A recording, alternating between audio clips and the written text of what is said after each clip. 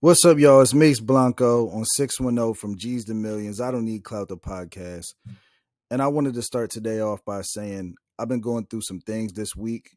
It hasn't been an easy week for me. It's been kind of tough. But I just wanted to say that with everything that's going on, I'm still here. I'm still mic'd up.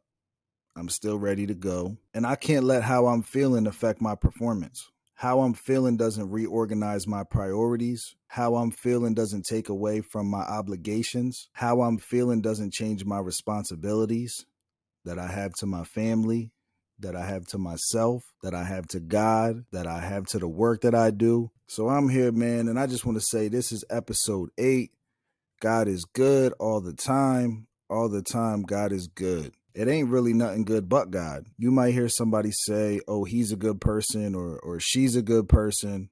Yes, because they have God. I seen a post on Instagram, right? And it said, it was a professor, and he said, if there's evil in the world and God created the world, then that means God created evil, which seems like it would make sense if you don't really have a good grasp on how things work, right? But a student challenged him, and that student said, well, cold doesn't exist. Cold itself, we don't measure cold, we measure heat. So cold is the absence of heat. And same thing with darkness.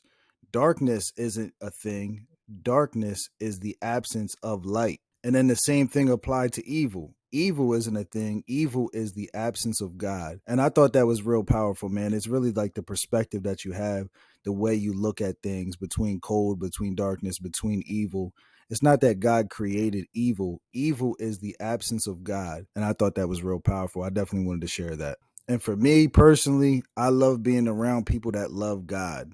I know religious people catch a lot of flack, but I love being around people that love God. And I want to say that with God, it allows you to have your priorities set in a way to where you draw that line in the sand. And if somebody has faith in God, they should have a straight line drawn in the sand. And not to say that religious people are perfect in any way. I think that's a crazy misconception that people think religious people are supposed to be perfect. If a religious person sins, like we all do, they'll say, oh, but you did that, or he did this. He's not a Christian. He's not a Muslim, because you sin like we all do. It makes no sense. That logic is out the window. But I will say, for people that don't have God in their life, that straight line in the sand is more like a zigzag. It might have been a straight line at one point if they had their morals in order, but as people get older, it tends to zigzag. And I'll give you an example of this, right? Maybe as a kid, you would say, all right, there's certain things that I'm not going to do. That might have been drinking. But as you get older, you're like, oh, I'll have a drink or two. Then you have 3 or 4 when you go out. Then you just start getting drunk as hell. You might become a borderline alcoholic at a certain point, but it started with that idea, I'm not going to drink when I'm an adult. It might have been drugs. I know for a lot of kids, it was drugs. We're in like the 4th or 5th grade. You go through the DARE program, you get all the facts in front of you. So you can't say you didn't know.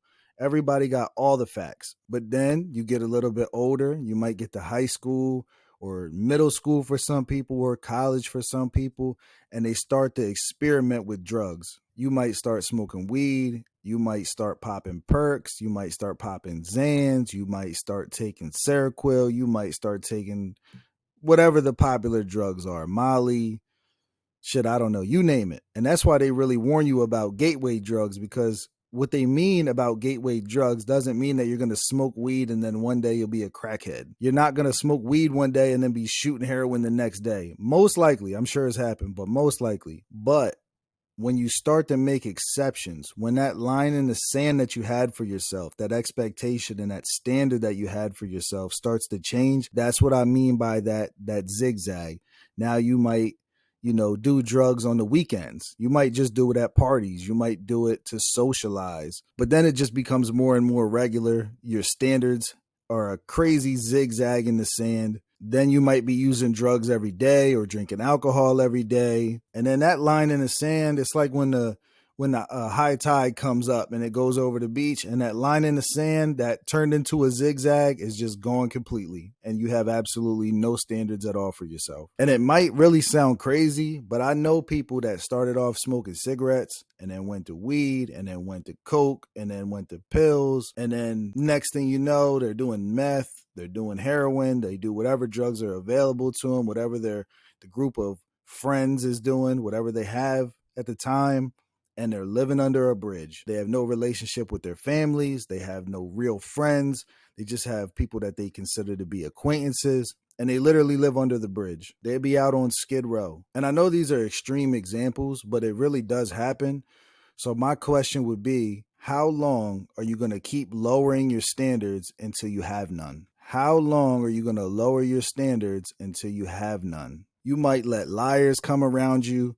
They might lie. You might see them lie to other people, and then you'll be in denial thinking that, oh, I seen them lie to other people, but they keep it real with me. Man, you got to be a damn fool to believe stuff like that. Then they start to lie to you, and you'll say, well, it wasn't a huge lie. I mean, nobody got hurt. It didn't affect me all that much. I might have caught them in a couple lies.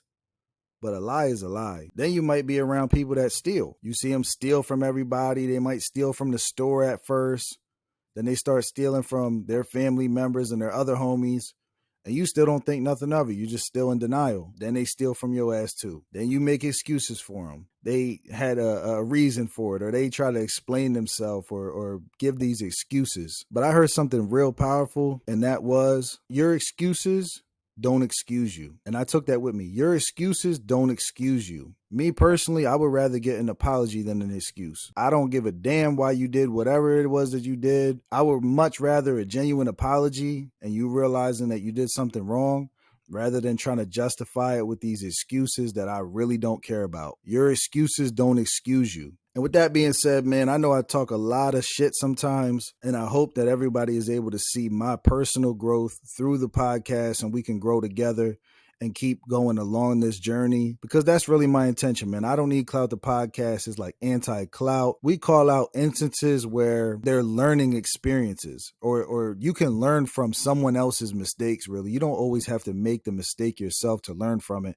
And I benefited from that a lot growing up, where I was able to see people around me making certain mistakes. And then I was able to apply that to my life, saying, I'm not going to do these things that I just saw you do and get bad results. One thing I'm not going to do is take advice from people that are in a spot in their life that I don't want to be. You got to be real careful about the advice that you take. If somebody is super broke and doesn't manage their money well, they always got something to say about investments and the stock market or NFTs or Dogecoin and the cryptocurrencies and the things that they would do with their money that they don't even do. I'm not going to take financial advice from someone that's not financially well off. I'm not going to take moral advice from someone that doesn't have their morals in order. But yeah, man, that's my rant for right now. I'm going to go ahead and get into these topics. Today I want to cover, it was a post by a Christian artist named Dee-1. It was a question. The question was, can you be ratchet and righteous? And I'm going to go ahead and play that clip for you. The Bible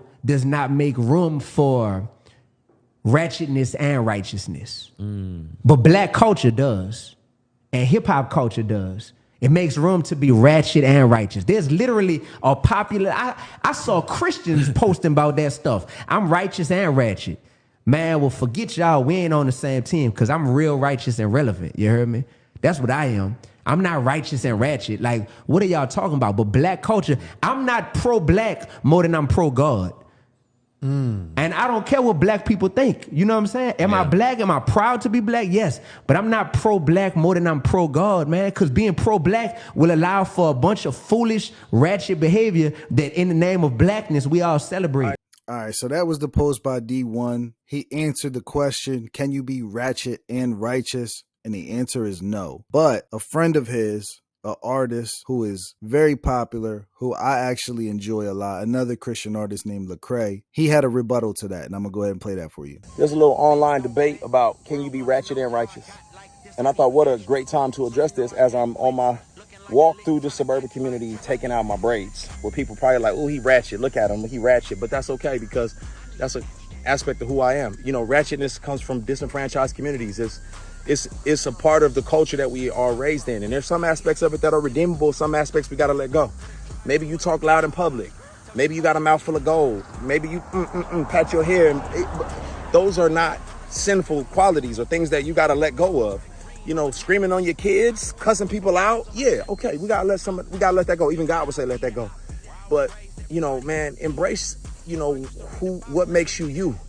And that's what makes you uniquely you. I wouldn't be rapping if it wasn't for some aspect of a ratchet culture. Hip hop was born in ratchetness, you know, and it's been redeemed. Happy 50th birthday, by the way, hip hop. So I would just say, man, let's not trash the community. Let's not tear down the community for some of the actions that don't fit the broader, you know, society, that they may be a little unorthodox. I'm sure they call Jesus ratchet. You know, he came from Nazareth. They say, oh, this little country dude. But, you know, he didn't shy away from that. He was exactly who he was, and yet he was righteous. And so we embrace the ratchetness, you know, our lowliness, our unorthodox, and we embrace the righteousness, growing in godliness. So after hearing that rebuttal, my 2 cents on that would be, ratchetness does not come from disenfranchised communities. Anyone can be ratchet. It does not matter the community that you come from. Anyone can be ratchet. Second, hip hop wasn't formed from ratchetness. And lastly, Jesus wasn't ratchet. Jesus was righteous. Jesus wasn't a sinner. Ratchetness is the state of being immoral. That's not Jesus. It doesn't matter if they called Jesus ratchet. You don't even know if they called Jesus ratchet. How would we know that? And if that was true, if they did call him ratchet, it wasn't true. It was lies. And then we make excuses for the lies, back to what I was saying before. But I love the response that Dee-1 did after that. And I'm going to play that for you. Lecrae, brother, you gotta stop. You coming across real lukewarm right now. I recently posted a video where I said, as believers, we can't glorify being righteous and ratchet. Then you wanted to insert yourself into the conversation. So you came behind me and posted a video saying that we need to keep some aspects of ratchetness and we need to do away with other aspects. Listen, bro, I know you. So I know you have a desire to fit in with the culture. But don't let that desire to fit in with the culture cause you to co-sign actions from the culture that are not of God. You heard me? Then you went on to say they were probably calling Jesus ratchet. Brother, no, you don't know that. Like, you're making that up. You don't know if they were calling Jesus ratchet. And even if they were, guess what? He wasn't calling himself ratchet. You heard me? So we know that we're sinners and we know that we need God's grace, but that don't mean that we co-sign a lifestyle or a term. You said hip-hop was birthed from a place of ratchetness. No, it wasn't birthed from a place of ratchetness, bro. Like, where are you getting this from? And then you replied to me in your comments. I told you could call me or we could go on IG Live if you want. You replied to me in your comments, and your definition of ratchet that you gave, as like how you see it, was literally copy and pasted from Wikipedia. Wikipedia. Bro, you come across real suburban when you tell me that that's your definition of ratchet, bro.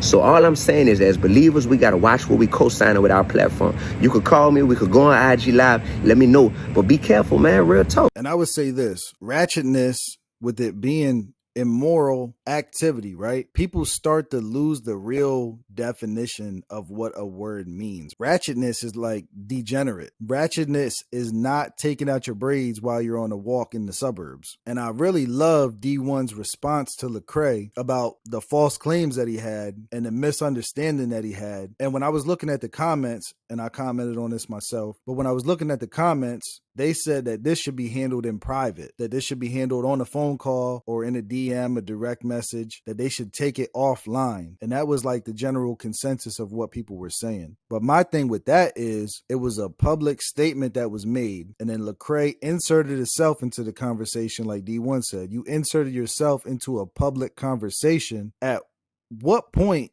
do you feel like this should now be taken into private? This isn't a beef. This isn't something that's personal. It's like public dialogue that was public from the very beginning. So when you insert yourself into public dialogue, why would you then take it into the private when it's something that should be publicly discussed? Why would you need to discuss God in private and not in public? That's the part that I don't get. And I don't really understand why people got that from this conversation that was public from the very beginning. It's not like they were having a private conversation and that this public post stemmed from a private conversation that they were having and then it became everybody's business. This was a public conversation that he inserted himself into, and then the expectation was that they handled in private. I completely disagree with that. 100%. I seen these shirts, man, that were for sale a couple years ago. I'm pretty sure that they're still for sale, but it would say, I love Jesus and trap music. And that is ratchetness. That's not righteous. To put trap music in the same conversation that you love Jesus and trap music, that's just against the commandments. Like, that's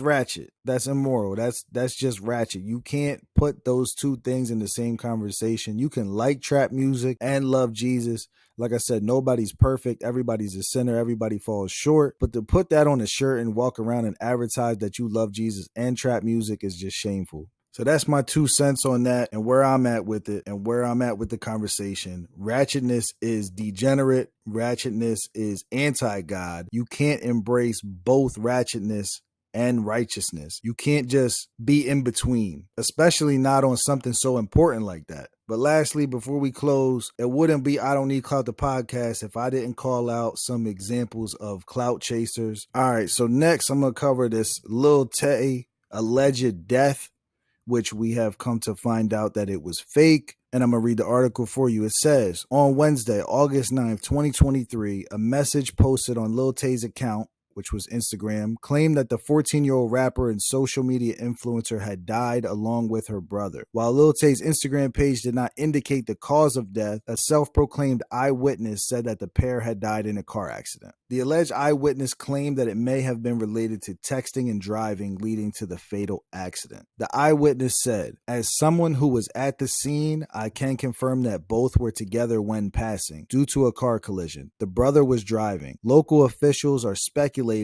texting and driving being the cause. The other vehicle occupants were okay with minor injuries. And then the Vancouver and Los Angeles police departments have denied that they're investigating the death of Lil Tay, claims that they have no record of her death and have not been alerted of her death. So basically, all of this was fake. The eyewitness later claimed that they weren't actually at the scene, which wouldn't make them an eyewitness. And the thing about it is, that's why I had to call it out on the I Don't Need Clout podcast, is that how can you say you are eyewitness to something that didn't happen? Then when you get caught up and they find out that none of this was true, the eyewitness had to say that they weren't really an eyewitness. To lie and say that you were at a scene where somebody died and you witnessed it personally, firsthand, and you weren't even there, the situation never happened and nobody died and the police are not investigating anything, you are a clout chaser. The worst kind of clout chaser, and it really is a disease. And the next thing on the clout news is Fousey. This guy, pray for this guy because he got some mental issues, man. This guy would do anything for clout. Fousey was on the phone with the police dispatch while live streaming, making up a story that somebody was trying to kill him, and he wanted the police out there at his location immediately, right away. The police were not taking him serious, and rightfully so, because it was all some bullshit, but he's still live streaming the whole time. So this is admission of guilt, basically. They could just put the live stream right in the evidence. When the dispatcher is not taking him seriously, he then says, this person has a gun to my head right now, and it acts as if he's in some kind of hostage situation. Meanwhile, the cameras are rolling. The police come out there and they handcuff him, but he doesn't go to jail. He gets put in a mental institution, and rightfully so. Pray for Fousey, because, man, this fool was a clout chaser. You know, if he was on his way right now and he had a gun, I would be dead and he would still be asking me questions. Send the fucking cops. Send the cops. There's a gun to my head right now. There's a gun to my head. Help, ma'am, he left. Ma'am, he left. There's a gun to my head. Help, get them. Help, bye. Ma'am, Intercontinental, what's my room number? Help, tell me. 2027. That's what I have to do to get help? You guys are dumb as fuck, man. You guys are literally dumb as fuck. Oh, y'all. Hey, record this. Security, come in here now. They told me to stay outside. I can't come inside. Yo, for my protection, come in here. I can't come inside. They told me he can't come in? I cannot. Y'all are fucked. I'm suing all y'all. My life is in danger and you arrest a Palestinian Muslim who's viral? Are y'all dumb or are you stupid? Do you like your job? You're fucked. All right, y'all, that's episode 8 of the I Don't Need Clout podcast. Make sure you like, subscribe, comment. Let us know how you're feeling. Let us know what topics you want us to cover next. Let us know if you know some clout chasing fools that we need to call out on this podcast as an example that we can learn from to not be like them. We are anti-clout. We are not chasing it by any means. You're not going to disrupt our line in the sand that we draw for our standards and our morals and our character and our ethics. This is I Don't Need Clout, the podcast. Mace Blanco. I'll see you next time. I'll see you on the other side.